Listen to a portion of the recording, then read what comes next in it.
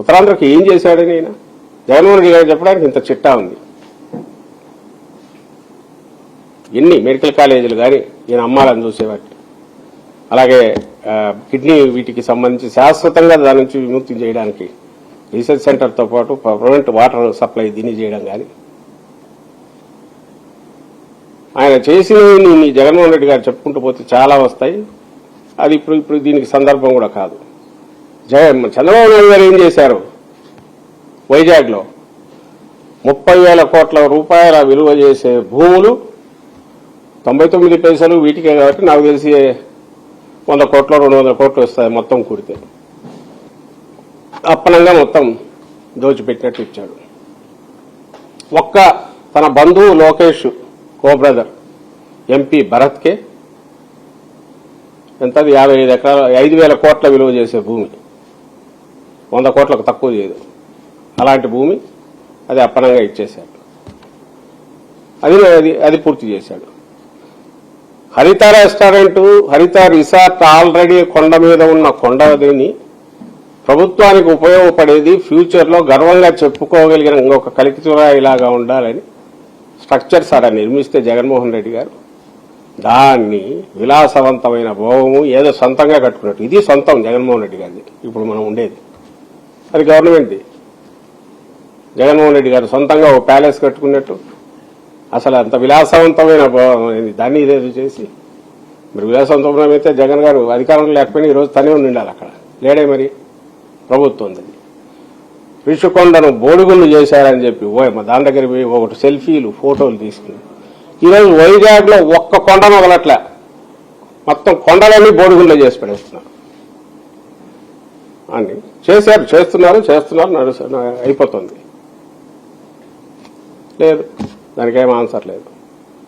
చెప్పుకుంటూ పోతే క్వశ్చన్ చేస్తామా అంటే తప్పుడు కేసులు మామూలుగా లేదు. అరాచకము, తప్పుడు కేసులు ఇవి పెట్టడం, ఓ అబద్దాలు ఉదరగొట్టడం, వాటిని ప్రజలందరూ వినాలా, నమ్మాలా. నమ్మక కాదబ్బా అది కరెక్ట్ కాదేమో అంటే ఇమ్మీడియట్ ఏ కేసు పెట్టడం, లోపలేయడం. ఇంకా వైఎస్ఆర్సీపీ వాళ్ళైతే ఎత్తించేయలేదు. యాక్సిడెంట్ కేసు అయితే మర్డర్ కేసు చేస్తారు. మా ముస్తఫా ఆయన ఏదో సరుకు కోసమని వాళ్ళ కొడుకు ఏదో అడ్వాన్స్ ఇచ్చాడు, మాజీ ఎమ్మెల్యే. వాడి సరుకు ఇవ్వకపోతే తెచ్చి పోలీస్ స్టేషన్లో అప్పచెప్తే 1 గంట 2 గంటల తర్వాత కిడ్నాప్ కేసు ఉల్టా పెట్టేసి, ఇంకా నిన్న మా చింతాడ రవికుమార్ ఆమదాల వలస పార్టీ ఇన్ఛార్జి జగన్ గారు వస్తున్నారని చెప్పి 1000 మంది తరలి ఆమదాల వలస నుంచి వెళ్తే అక్కడ మహిళా ఎస్ఐ ఆమె ఇబ్బంది పడుతుంటే, మనం ఇబ్బంది పడుతున్నావు పక్కకు రావడం మీరు, ఇది ఎంత అభిమానంతో వచ్చింది, ఏమి పర్లేదు పక్కకు రండి, ఊరికి తొక్కిసలాట్లో ఇది అవుతుంది అంటే ఆ అమ్మాయి శబ్దాల బంతులకు చెవులు మూసుకొని పోతున్న వీడియో పట్టుకుని, బహుశా మీ మీడియా వాళ్ళందరికీ తెలుసు ఎన్ని సెక్షన్లు, పెట్టని సెక్షన్లు ఏమన్నా ఉంటే అది మరి ఎందుకు పెట్టలేదో తెలియదు కానీ ప్రపంచంలో అన్ని మన చట్టంలో ఉండే సెక్షన్లన్నీ పెట్టి పడేశారు, అటెంప్ట్ మర్డర్తో సహా. అది ఇంకా రాసిచ్చింది కూడా పాపం అమ్మాయి ఎంత సఫర్ ఉంటుందో అట్లాంటి కంప్లైంట్ బలవంతం మీద రాసిందని సమాచారం. అలాంటి కంప్లైంట్ రాసినందుకు ఆమె ఎంత ఇబ్బంది పడి ఉంటుందో తెలియదు కానీ చాలా అసహ్యంగా రాయించారు. అది చూడగానే తెలుస్తుంది అబ్సర్డ్ అని. చింతాడ రవికుమార్ నుంచి 21 పేర్లు నిజంగా గుంపులో ఏదన్నా ఉన్నప్పుడు ఎట్ట తెలుస్తాయి పేర్లన్నీ వాళ్ళకు?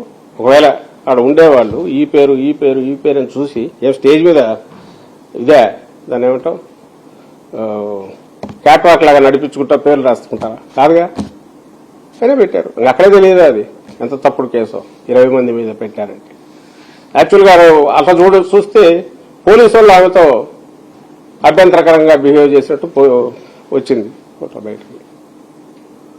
అంటే దాని ఈనాడులో బ్యానర్ స్టోరీ. చంద్రబాబు నాయుడు గారికి మళ్లీ చెప్తున్నాం, మీరు ఎన్ని ప్రయత్నాలు చేసినా ప్రజల అమాయకులు కాదు, అజ్ఞానులు కాదు, గమనిస్తూ ఉంటారు. అయితే మనకు రాజకీయ పార్టీల్లో ఉన్నాం కాబట్టి రాజకీయంగా మాట్లాడుతున్నాం, 24 hours ఫోకస్డ్గా వాళ్ళు అన్ని ఫాలో కాకపోవచ్చు. కానీ జగన్మోహన్ రెడ్డి గారు ఏం చేశారు, వైఎస్ఆర్సీపీ ప్రభుత్వం ఏం చేసింది, నువ్వు ఏం వెలగబెడుతున్నావు, గతంలో ఏం వెలగబెట్టావు, ఏ రకంగా మోసం చేశావు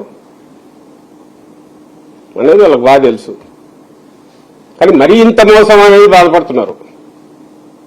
ఎన్నికల్లో నువ్వు మోసపూరిత హామీలు ఇచ్చినప్పుడు ఎంతో కొంత ఎంత మోసగా ఎంతో కొంత చేయకపోతారా అనుకున్న వాళ్ళు జనం. కానీ మరీ ఇంత మోసం అనేదానికి పోయేంతగా ఎందుకంటే ఇచ్చిన హామీ అట్టాడిది. ఆడబిడ్డకు నీదేని నెలకు 1500 అది ఎంతకు పోతుంది. అది ఇప్పుడు 2 ఏళ్ళు బకాయి. మరి ఇంటింటికి మళ్ళీ బాండ్లు రాసి ఇదిగో మీకు జూన్ 2024 నుంచి ఇంత వస్తుంది. యువతకు 3000 రూపాయలు నెలకు, 50 years పెన్షన్, వాటికి ఏమేమి వస్తాయి మీ కుటుంబానికని బాండ్లు. వీళ్ళు లెక్కలేకేసుకుంటే మోసపోయింది. దాంట్లో 10% అన్నా ఇవ్వకపోతాడని పాపం ఆశ పెట్టుకున్నారు. నెలకు 1500 కాకపోతే ఒక 500 అన్నా ఇస్తాడేమో అని కొట్టేశాడు దెబ్బ. కాబట్టి జనం గమనిస్తున్నారని చంద్రబాబు నాయుడు గారికి చెప్తున్నా.